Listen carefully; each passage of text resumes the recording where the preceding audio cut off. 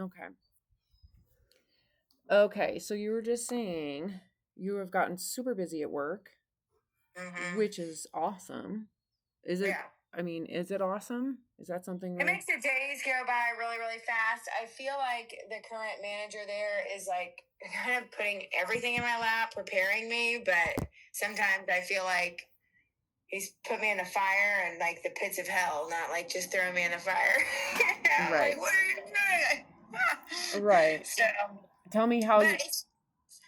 it's been going well. It's just super busy. Like the other day, I turned around and it was 2:30. And I'm Mhm. like, oh my gosh, finally get a breather, can get some water in. Because Mhm. I try and make a point to drink a lot of water, but sometimes I just get in the weeds all day long. So I'm chugging water at 3 o'clock in the afternoon, like just trying to get my water in. But it's going good. It's just some days I get frazzled. I mean, I Yeah. do. Yeah. Yeah. Well, and I don't know who wouldn't get frazzled. Yeah. So, have you started to in any way observe any of that?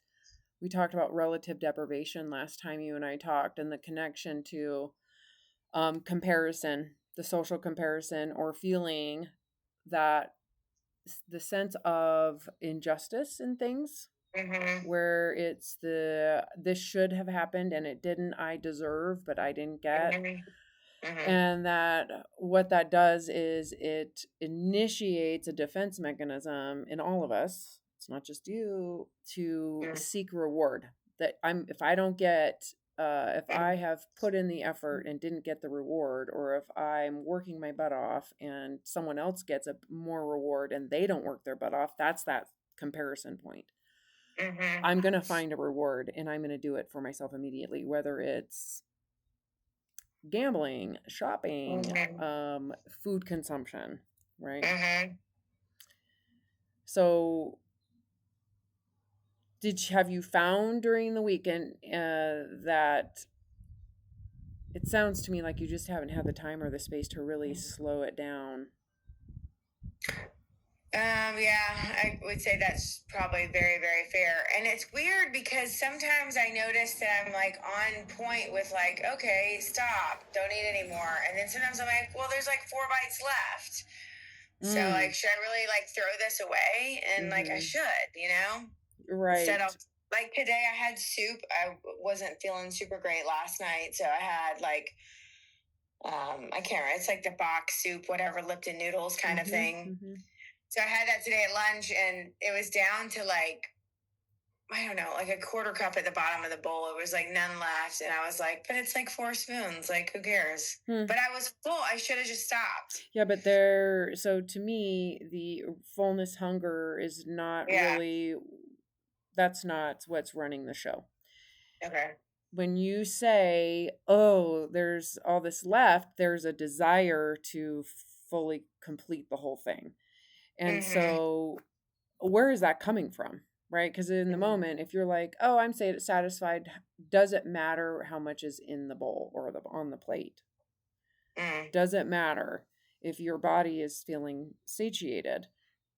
And if the answer is, well, no, it shouldn't, but it does Mm-hmm. matter. We need to find out, what does it matter for? Mm-hmm. That would help. That would help you to go, well, what does Mm-hmm. this matter for? Why did the desire to finish the basically sodium broth, which to Yeah. me is like, fucking, why would you even give a shit about finishing it? Just finish the broth. It's just Yeah. broth. Why are we Yeah. negotiating for broth? Yeah. As if Yeah. drinking broth is a bad thing. Yeah. So there's that too underneath it, which is, Yeah. and I think there's a YouTube video somewhere in the past. You're not the only person who has negotiated for broth. And it's like, just eat the fucking broth or drink it. Like, why are you sitting here feeling bad about that? Yeah. So there's something there that I think we should go into. Mm-hmm.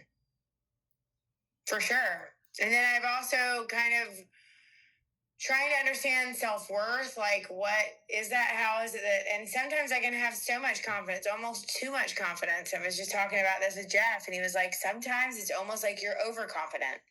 And then but at the same time there's this underlining Like he could say something to me. He doesn't mean it in a negative way, but I take it in a negative way. Like yesterday, we're getting ready to go to just a pool hall for a girl's birthday, and I just wore a dress. Like it was a cute outfit I'd worn before to another party, but this was a different, like that was a nicer atmosphere. This was just a pool hall and like not really care. But it wasn't like it was difficult to ensemble this dress. It was very comfortable, all that.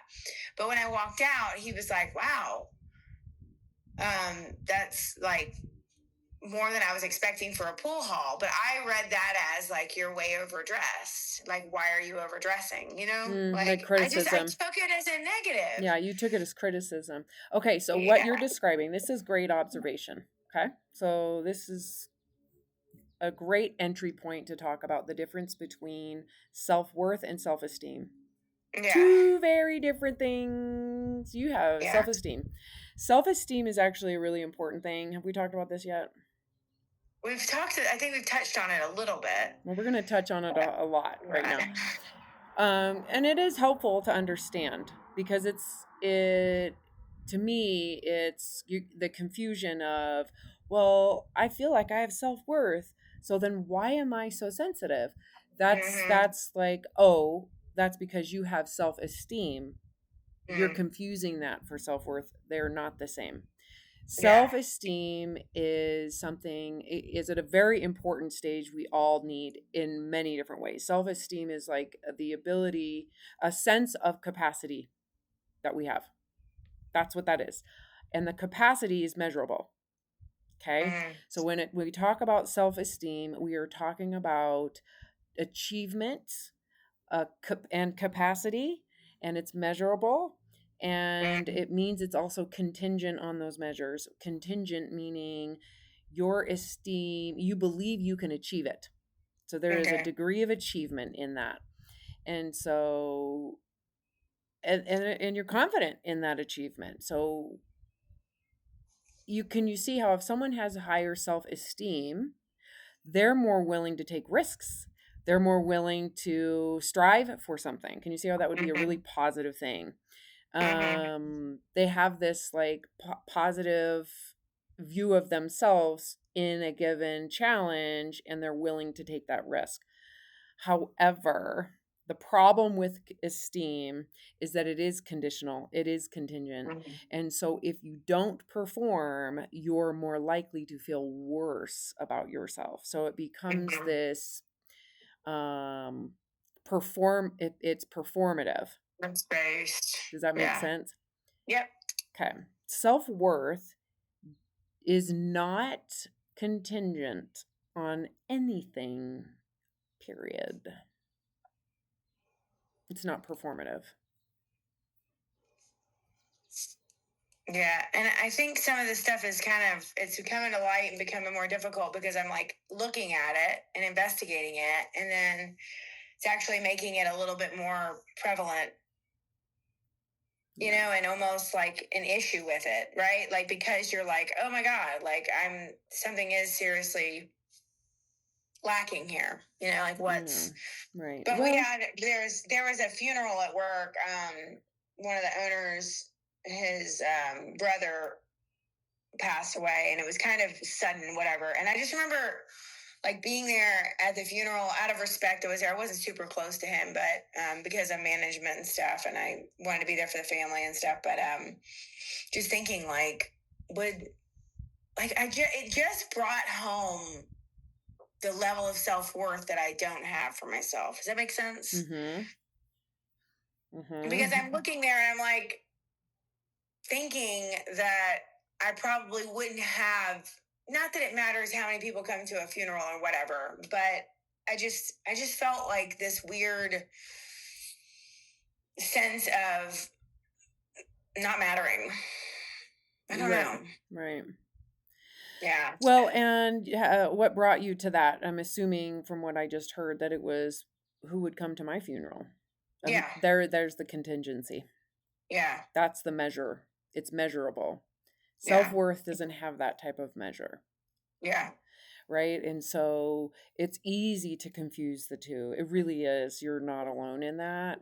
Because we can delude ourselves into thinking, I have confidence. I know what I'm, did you just thumbs up something? That was crazy. Me? Yeah, No. I just got this thing that popped up that was like big thumbs up. Weird. That was weird. Let me go back to my train of thought. So with self-worth, it is a sense of,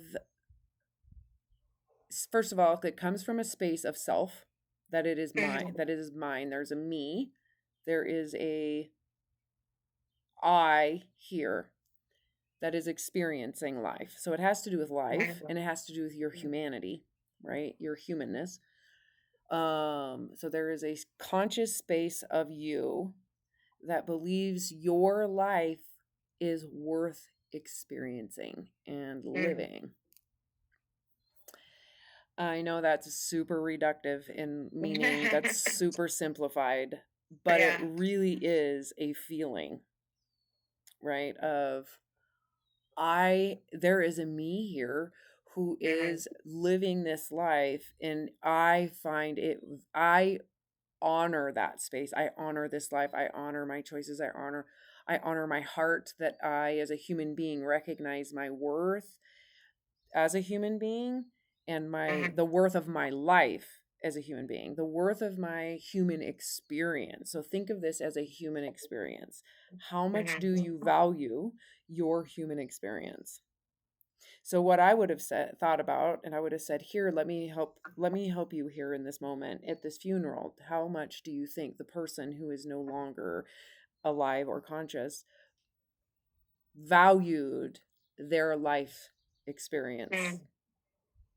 Did they need to die? Did they to go, oh shit, I'm dying. Oh, I wish I could really value what I just experienced presently.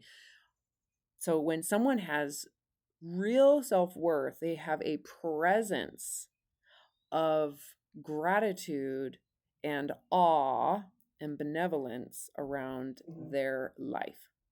What my life is experience entails, to include the grief, to include the hardship, the struggles, the love, the breakups, the amazing food, experiencing travel, experiencing curiosity, right? We kind of go back into this space of what it is that you honor in your life presently. It doesn't mean that we don't have dreams of what we want to create out of our life, right? But that we honor it presently. And then the dreams of what we want to create become more usually meaningful and doable, right? If you don't presently appreciate your life, you might say, I will appreciate life when I achieve blah, blah, blah. So you're kind of chasing the mirage of self-worth. I will feel this is worthy. I am worthy when I have proof. That's self-esteem. Yeah. And self-esteem has been shown to be very powerful in motivation. I also want you to recognize, too, the link between self-esteem and the fight response to your survival mechanisms. Those go hand in hand. Someone who is more esteem is willing to fight. They're willing to say, fuck you, let's go, bitch. Yeah. Versus and run. There's a lot of quality in that. So I don't want you to see it as something that is bad. I want you to compartmentalize it into something that is like, oh, well, that comes to serve me in different ways, but that is not this. Yeah. Which is, I am at my core a good human being. Yeah. I am my humanness and everything, the choice I've made up into this point has really not been to harm anybody. And I want to run my life or appreciate the life I'm experiencing. I don't know. That I don't need my mother, or I don't need my father, or I don't need my boyfriend, or I don't need my dog, or I don't need this achievement to really appreciate this experience in the presence of the simple things, like just this, like sunset or having coffee in the morning. Yeah. Exactly. Exactly. Yeah. And then it becomes play. So we're playing with this. And I think we take ourselves too serious. I think you take yourself too serious. Mm-hmm. You mean your playfulness for whatever reason is has been shut down, volume down. Maybe unless you drink enough, or there must be some type of condition that allows you to be more playful. Mm-hmm. But I would say if you can hone in on what self worth is, it really is something that is about being appreciative and present with your personal experience of life, not someone else's experience of life, your experience of what life is from your perspective. That you Mm-hmm. have something that is quite valuable. Yeah. Yeah. And I think it's just all becoming a little bit more like, I guess because I'm working on it and thinking about it, it's kind of shaken up my identity a little Mm-hmm. bit Mm-hmm. because I've tied my identity to my work. Yeah. And now I'm saying that doesn't completely serve me. And I'm Mm-hmm. kind of like, whoa, wait a second, putting a little bit of parameters on things. And then Mm-hmm. that creates a little bit of strife or stress. And then it's like, but then what is left? Like, I don't know. It's just, it's bubbling it all up to the surface is what I Mm-hmm. guess I feel Mm-hmm. like it's doing. It's not in a festering way, not in a bad way. It's just Mm-hmm. making it more obvious Right. that Right. I've got these insecurities, these, you know, and it's stuff that, like, I mean, you really, if I look back at it, I have to, even looking back on it, that comment to take it to a negative place like I did in my heart where it went, it's such a stretch from the comment. Right. Well, and You know? you're vulnerable to, if you feel, let's just go within your own sense of feelings. Um well, let's go into the intention. Your intention may have been to want to feel attractive to him. Mm-hmm. Yeah. So Yeah. his response may have felt like he didn't find you attractive, and he doesn't know that. Yeah. Yeah. Cuz boys are dumb. Yeah, and it probably was too. He realized, oh, I've got to put a different shirt on because Right. she's Like, stepping up oh, to the she's game. stepping So, up. I want to step up. He didn't know the yeah, language of what was happening. yeah, Exactly, exactly. So, I think that in those moments maybe you need more self-awareness, yeah, right? Like had you baby been more self-aware, like you would have been like, "I look hot. You need to dress up. yeah, Let's yeah, go." yeah. I don't know. I And it's think weird because I'm feeling better about myself, like who I am in my own body, even though, like, I haven't gotten on the scale or anything. And I don't think that I've lost any weight, but then I'll see myself in a picture and it just doesn't look like who I'm seeing in the mirror, which is not normally how it is. I feel like it's normally when I've been dieting, I definitely feel fat. I look fat in the mirror, and that is reflected on the photo. yeah. I feel like, in a way, almost, even though it's slow, my mind is shifting in how I'm appreciating what I see in the mirror. But then when I see it in a photo, I'm like, damn, I still like look pretty overweight. Mhm. I don't know where that. I don't know. I just feel like that shift is happening differently than it normally does, and I just don't. You know. Yeah. Well, I mean, there's a whole lot that goes into that perception of what that means to be overweight. Yeah. But I think this shift is good. Yeah. It's a Yeah. good thing. And to Yeah. be able to go, well, it's irrelevant, my weight. It's more relevant, the state of mind that I'm in. Like you can see a picture Mm-hmm. of you and you don't see your weight. You see the experience of where, Mm-hmm. you know, vacation you're on or the event that you're at, that your experience is it's more experiencing the experience rather Mm-hmm. experiencing where you fit in, how you are looked at, Yeah. right? that's Yeah. that's that's that's a primal state of being, right, where you're insecure, you don't feel safe, you don't feel wanted, you don't feel like you're in community.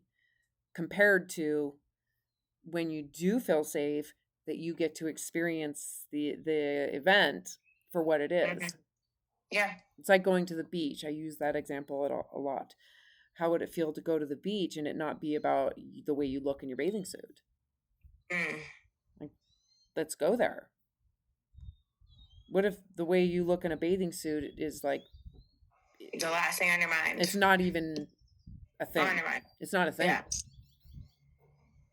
Then what would you experience? Walk on the beach without a cover up.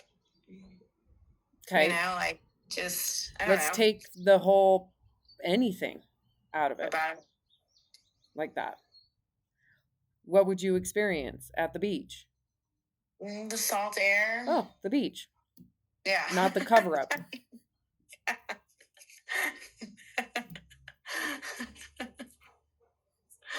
See how that's experiencing the beach versus experiencing how I look in the beach and what I would wear at the beach and how what I'm gonna do on the beach. Exactly. Yeah. It has everything to do with the beach. Yeah. The salty air. It's like, oh, the sand in your feet, the sounds of the, you know, maybe the seagulls, and you see the weird things in the sand, and you get to just, feel the sun on your skin. You actually are present in the experience of what that beach is. So go back to the guy that you went to a funeral, or a woman. What do you think, if they could come back for 2 seconds and go to the beach, what do you think they would be experiencing? How they look in their shorts? Yeah. They'd be like, why would you be, you're missing out. Yeah. You're missing the point. Experience the beach. Experience, you're on this planet as a species on the planet at a beach. Like you went to a funeral. The weird, random things that we do to celebrate someone's life, to go to their dead, that's like weird. It was horrible. And they did that thing where they forced you to go, like, walk up to the thing. So I went to the viewing. Oh, so it was an open casket. So I went to the viewing, then I went just to say my respects to the family and show face, because I knew if I went to the funeral, like, they might not see me, but out of respect, I went to the funeral. I felt like I should do one or the other, but prompting from managers was to do both, whatever. So, the viewing, super awkward, and did that. And then the next day went to the funeral, and they did the thing where you had to go up to the casket. Like, my family didn't do that, like where you go up to the casket and pay your final respects, and then the family does afterwards. And like when they alerted that was going to happen, the family like kind of turned and was like watching to who's going up there. And so everybody had to go up there, whether you wanted to or not. Social pressure was go and look at the dead guy. And I'm like, I don't need to see him that way. Like, I'm not one to do any of that stuff anyways, but like if it's like a close family member and you want to say goodbye, fine. But like,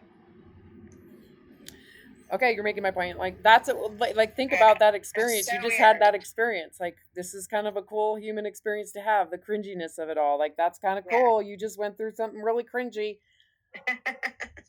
The entertainment of like, yes, that happened.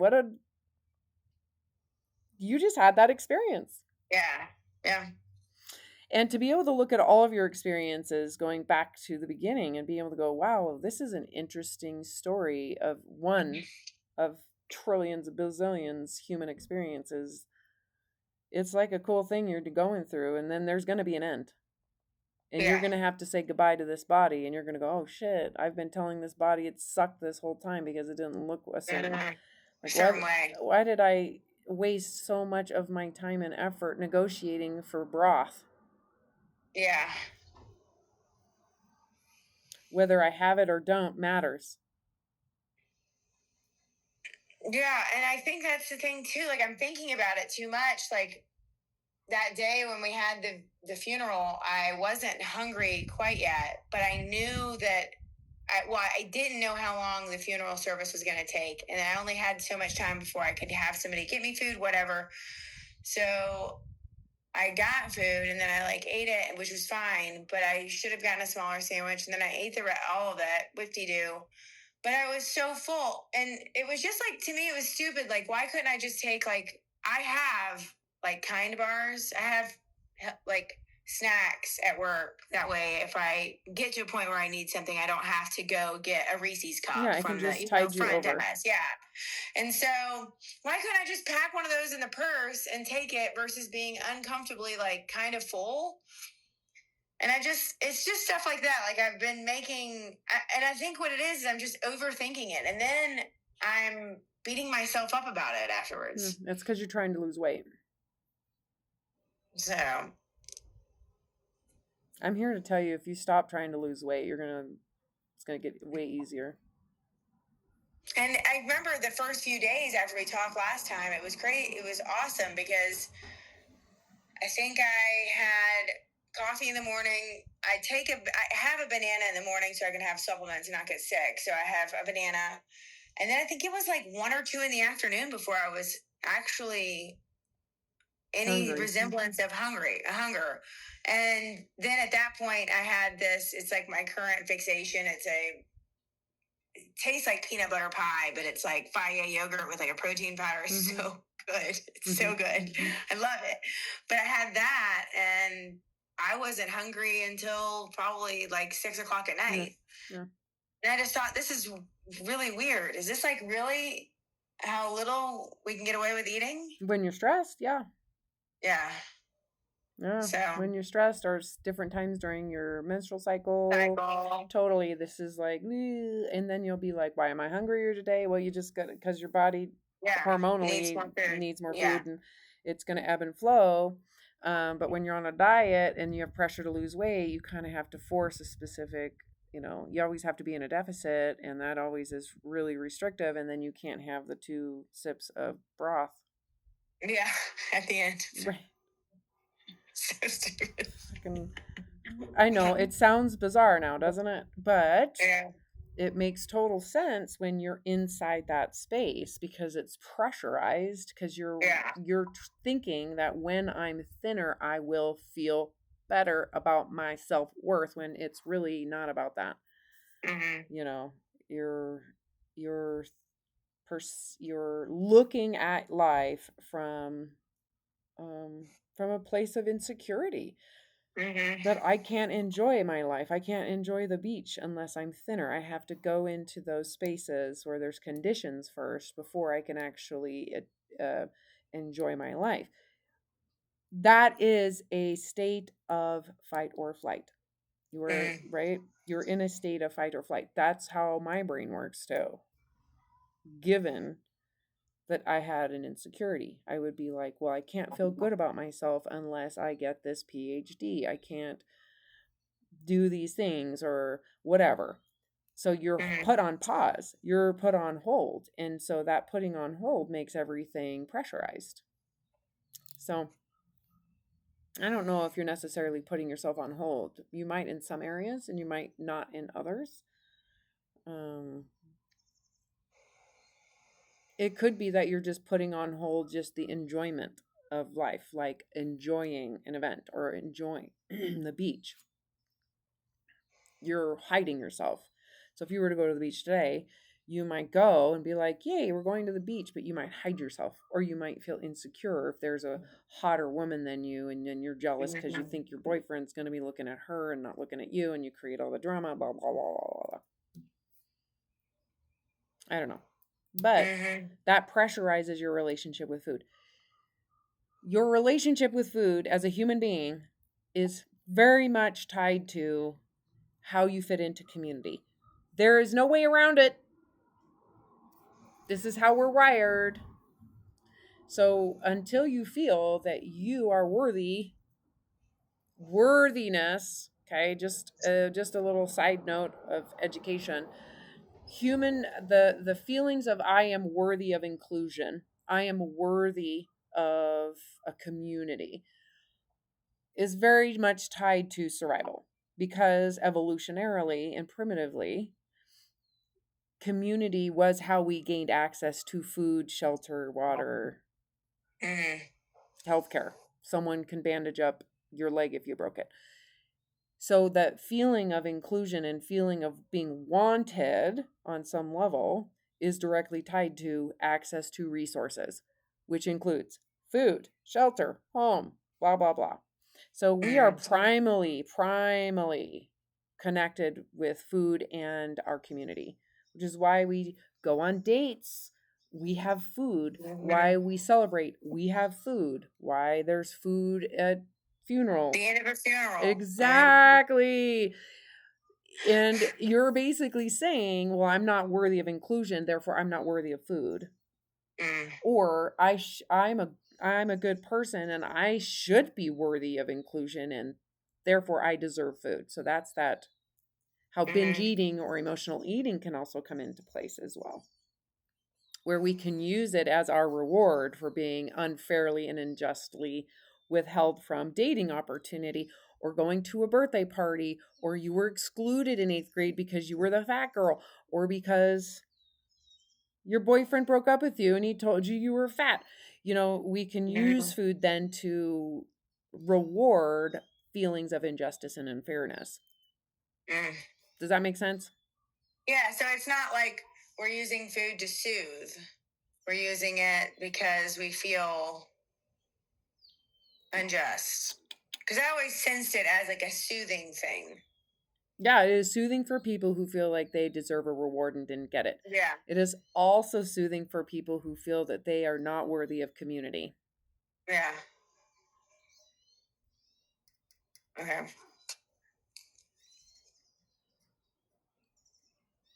Like I am any type of harbored shame, especially since we live in so much abundance with food. If you think about the evolutionary mismatch, like food was something that we had to ration. It came seasonally. So now we have it at all times. There's no need to ration. There's no seasonality, really. You can get anything you want, anytime you want, from any part of the world, all the time. And so it's this constant, access. And so it conveniently can provide a reward for being judged, being criticized, not getting a reward that you thought you deserved. Right. And so when you consider when people voluntarily restrict their food, they are voluntarily creating food insecurity. Okay, that's one side of it. If you are restricting your food because you believe your body fat and unjustly puts you in a position of being criticized, right? Those two things paired together create disordered eating behavior. Over restriction and overeating, as you swing back and forth between the injustice of being fat and how you're unfairly judged and unfairly seen as a lesser human being. That's stigma, right? Being stigmatized because of your body. How unfair that can feel. Also, the shame about it people have, like, I am a sore loser. Why can't I freaking control myself? I'm such a fuck up. Look at me, I'm so fat and it's sloppy. The self stigma, right? I'm a horrible human. I should, there's that part of it. Both of those two can create an urgency to eat because one, the stigma is triggering you are unworthy of inclusion. That's where that access to food comes in. And two is I am unfairly being treated. There's the relative deprivation, which goes right to pleasure seeking behavior. So you can see when we live in this abundance, why food would become the emphasis. Easy. Right. And then we're going to sit here and be like, and you have a food addiction. Not really looking at the whole human.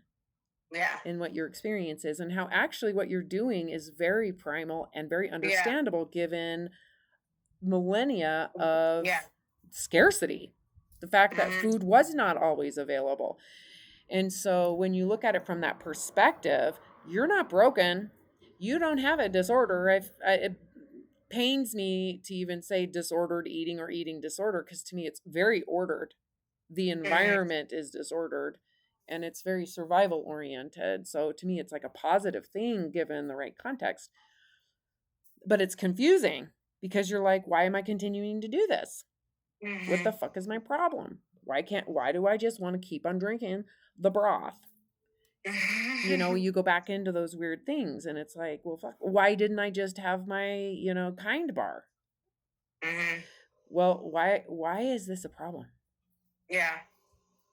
Why is there so much strain? Well, I would say, I could just say blindly, not just talking to you, but if I were to talk to anybody listening to this on YouTube, is there are a couple of things here. One, you have internalized weight stigma. You probably think you're a piece of shit because you can't control your weight.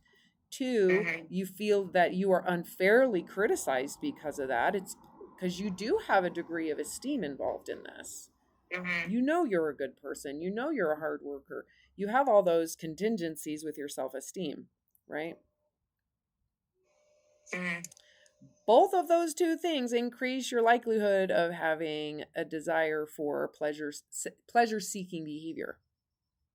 Drinking, smoking, eating, gambling, consumerism, and the other research showed like luxury goods. I mean, there's so much research. Stealing is actually in there with the research in how people, depending on their socioeconomic status, depending on where they are, what they do, right? And yeah. And so, yeah, you're just being a human. Underlying all of this is a deep, deep, deep desire to be loved and to want to feel that your life is worthy and worth something. Am I wrong? Yeah. So I can be over here and I can be like, girl, you need to feel good about yourself. And in your mind, you're probably thinking, yeah, I will when I make this much money and lose this much weight. And you have all those contingencies. And it's like, that's not, you don't have a problem with esteem. You have a problem with like life, like, and valuing all of it to include the hardships. Value the hardships. Don't judge your hardships as if it's personal failure. Don't. Do you need me to say that again? That's good. That's right. I am good. I know that's hard. I know it's hard because part of us, again, going back into our humanity, part of us seeks to really want to understand with clarity what it is that provides us a sense of community and how can we adapt. Like you're thinking, how can I adapt to my husband? How can you adapt to your boyfriend? How can I adapt at the university, and so that the students actually can like me, or not just like me, but really absorb what I'm saying, value what I'm saying. How can I be? So there's still that part of me, right, that is wanting to fit in, and that part's kind of fun. I mean, I got my nails done, I do my hair, there's play. It's like Play-Doh in all of that, right? But when you take it too serious, you can't just have fun, right? And so what brings someone to take it too serious? Well, it's the part of you that is seeking validation from something outside of yourself for saying, you know what? You are worthy of being here. You have enough. I can sit here and give you contingencies for your esteem, like you're a hard worker, you have good integrity, you don't intend to hurt anybody or harm anybody, you're not malicious or trying to take or steal, blah blah blah blah. But none of that really matters, because you have to go within yourself and you have to be able to go, hey, there's a me here that spontaneously connected to this body, that had a mother I never chose and father I never chose, and here's my life, and here we are today currently. What can bring you to actually feel at peace with who you are at your core, which has always been there. It's never been changed. It's no different. It's the same little girl you were when you were 5, 10, 15, 20, right? Same person is in there at your core, right? Is her her life and her experience worth exploring further? Yes. You have to feel that. Yeah. Like, feel that. Yeah. Like, and what's out there for you? Who the fuck knows? It's funny because I remember when I quit vaping, it was like, very difficult. But I went to hypnotherapy, and I remember he asked, if somebody asked you, would you like, if this person were to die, but if you quit vaping, they won't die. Right now, you quit vaping, they won't die. Would you do it? And I go, of course I would do it. And then he goes, well, if I were to say that person is you, would you do it? And I was like, well, why is that so difficult? Yeah, I love that question. The truth of the situation is, I'm quitting vaping. It's making my life, it's enriching my life by quitting. You know what I mean? I'm going to be alive longer by quitting, right? So it was a good question because it really struck, because why do I value other people, no matter who they are, more than myself? That you know, tells that's me what that answer is. Yeah. Chances are, because you have to meet a much higher standard than you set for other people. You give them grace and lenience, and you believe in. This is a sign of vulnerable narcissism. I've explained vulnerable versus grandiose. I don't know. Okay, so the vulnerable narcissism, which is what you're describing in yourself, is when you personally have been raised by or friends with or partnered with someone who is a grandiose narcissist, who is superior and judgmental and critical. And it doesn't have to be a person, it can be a religion, it can be a culture.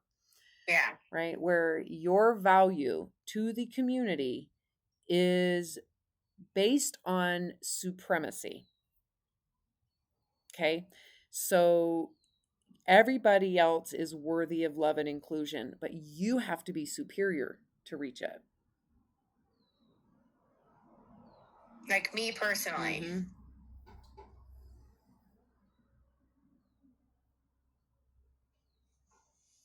At some point, I would assume you have been in a relationship with something where you had to be superior to feel safe. Like superior in what way?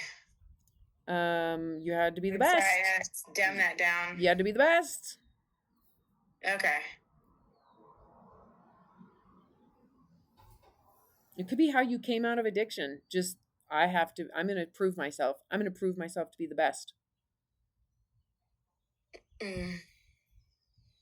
Somewhere in the line, you can contemplate on that, but like, it's, for example, other people can have more body fat and I still see them as hot and sexy and they should be living their free life, and why would they give a shit going to the beach? Me, it's different. But I have to be in like this ultimate body for me to be safe. Can you see where you've been conditioned by some narcissist way up in here that you have to reach a standard of superiority to be safe? Yes. Okay. That is called vulnerable narcissism. It's not that you have that, but you've been conditioned to believe that you have to reach those standards to then for others to value. Correct. If you were the grandiose narcissist, you'd be thinking, oh, no, people who don't meet that standard are shit. And they shouldn't be going. That's the grandiose narcissist. Can you see where I'm like, clearly you have been in a relationship with a culture, with a man, with a woman, with a mother, with a father, with an aunt, with a sibling. I don't know who the fuck. Maybe it was a high school boyfriend or high school friend group. And I don't think it was. Yeah, I think it was my mom. Yeah, and it could have been as simple as here's an example. My parents were immigrants and they came here and they were like, you have to be superior to make it in this country. You have to be perfect. You have to learn the language. You have to get the best grades. Can you see how a parent in that frame would raise are in a narcissistic state of survival? I have to be perfect. The stakes are high. Therefore, the child has to be perfect, where that child would then have a distorted sense of value to where they feel inadequate if they're not superior. So when you say those things, that's why I'm like, ooh, it makes sense to me. I don't think it needs to make sense for you to have this aha awareness of, I am so valuable. Like, this life is valuable, even if I was like in a wheelchair and couldn't walk anymore. Like, go there. Yeah. You get in a car accident and your legs stop working. What now? Can't Tell work, me. yeah. Now tell Yeah. me about the value of your life. Is it still worth something?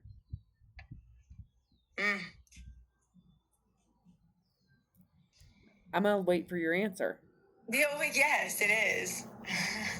Let's talk about it.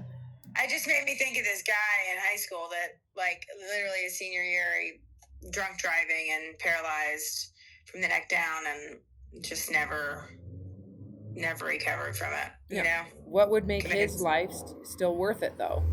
If he knew deep down that his experience mattered, that his story mattered, that there's still amazing books to be listened to or read, that there's movies to be, there's music, there's the beach. Yeah, sunsets, sunrises. It's all there. There's so much richness in life that can be experienced. I always go back to Stephen Hawking's, who was that scientist who also was totally had no function, couldn't talk, couldn't do shit. Someone had to dress him, someone had to change his diaper, someone had to change his bag, someone had to put his speak. The machine had to speak for him, and he lived the fullest life. Doesn't mean he didn't have hardship and depression and sorrow, but his life was worth it enough that he continued to find a purpose and to find meaning in the way he could with his brain.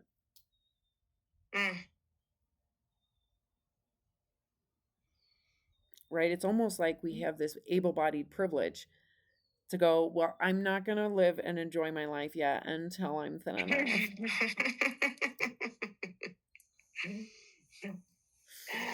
Until my dog's thinner with me. Exactly. We both have to be on a weight loss program. Of course, there's, I don't want to be dismissing the patients and the clients I worked at in a clinical setting that are like 500 pounds and their life is really limited. They're disabled, right?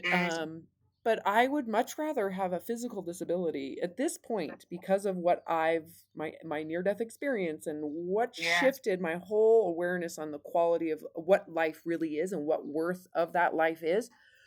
I would much rather have a physical disability than that psychological disability where I was willing to commit suicide with the most perfect able body because I couldn't be thin. Yeah. Or I wasn't willing to do what it took anymore. So I had to surrender to the fatness. And in that surrendering, right, and in that awareness of it, it was like the most enlightening and freeing thing because I realized I want to feel the beach. I want to feel love, and I want to explore who I really am as a human being. I want to change my mind about who I am and what that is. However many times I want until the day I separate permanently from this flesh. Because the body I have is good enough.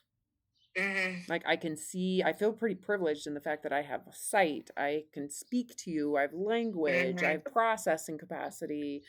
My breathing happens without me thinking about it. I'm living a very rich life full of struggle. There's a whole lot of struggle going on in my life. A lot of pain, marital problems, all sorts of shit. And that is part of this experience that I'm here for. I'm fucking here for it. I'm not going to run away. I'm not going to be like, oh, my life sucks. No, this is part of how rich it is. My past eating disorder, my near-death experience, my business bankruptcy, my writing these books, going back to school, putting a dog down that I loved that had lymphoma that was like healthy. You know what I mean? All of those. My mom died of cancer. And this is still privileged. Sexual assault. I can just go, all of it is rich. I think if you can't accept the hardships as worthy of living in, it's kind of hard to accept your The current, good. or just the Yes. current goodness. It's really hard to see. Like, if I can't accept current reality, what makes me think I'm going to know how to accept a reality when it's altered? You have to kind of know what it's like here and now, with this body here and now, with your dog here and now, with the boyfriend here and now, with this house here and now, with your job here and now, and all of its flux, right? Because none of it is static. None of it is linear. It's all curvilinear and moving and changing, and the weather changes and your mood changes, and you're going to have a period. I almost died twice in 2025 because of, I got a hysterectomy, and you want to know what happened? Everybody's about to find out. My intestines fell out of my vagina. I almost died. Do you know how rare that is after a hysterectomy? It's so rare. That happened to me. I went to the hospital, like, literally in the most excruciating pain with intestines coming out my vagina. Yeah. I have pictures. Every physician hearing that is like, can you send me the pictures? This is so rare that happens. I ended up with salmonella after COVID and was hospitalized twice. I mean, I will say I'm fortunate at this point. I have not had the death of a child, and I hope to God I never have to experience the death of a child. But I've experienced infidelity. My husband cheated on me 3 times. 3 times.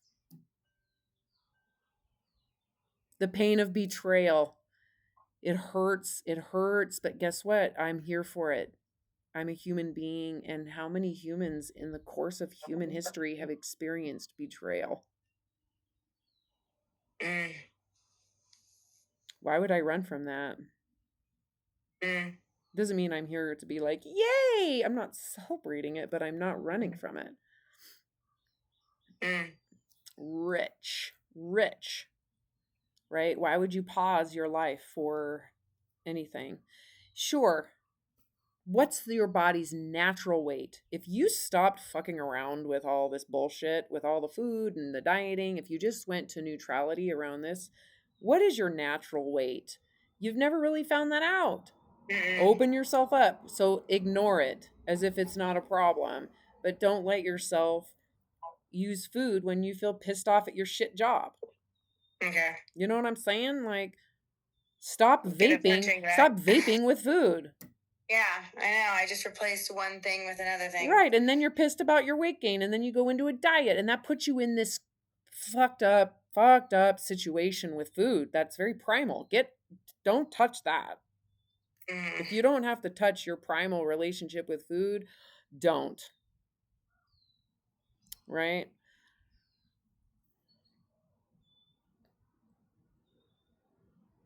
This is going to be a good one for you to listen to. Yeah, I know. Yeah, and lately, like, at work, I've actually, like, verbally gotten, like, not, like, assaulting people, but, like, one of the guys came in and I was like, he was like, no, listen. And I'm like, no. And then I had created a policy and a procedure and he didn't do it. And I was like, so first off, why isn't there this sheet on the front of it? I go, and he was like, well, I mean, it's just, I didn't have time, And I was like, so you think I just have all the time in the world to create policies and procedures just because, it's fun for me. It's just fun. And then you can just decide when you want to do it or when you don't want to do it. I go, I really want to be approachable, but y'all are making it fucking hard. Oh my God, you lost your shit. You were like, bing! And then later on, someone got like, triggered. I'm sorry, but I'm not. Damn. What is wrong with everyone? This is when you take a time out. I need a time out. Mommy needs a nap. I think I need one of those, like, punching bags in my office. Yes, you do. You need a stimming thing. Oh my God. with like their faces on it or something. Too funny. Too funny. Okay, I'm gonna stop recording. You feel good? You feel like you Yeah. have some things to contemplate, to really Yeah. sit with? Okay, good. Good.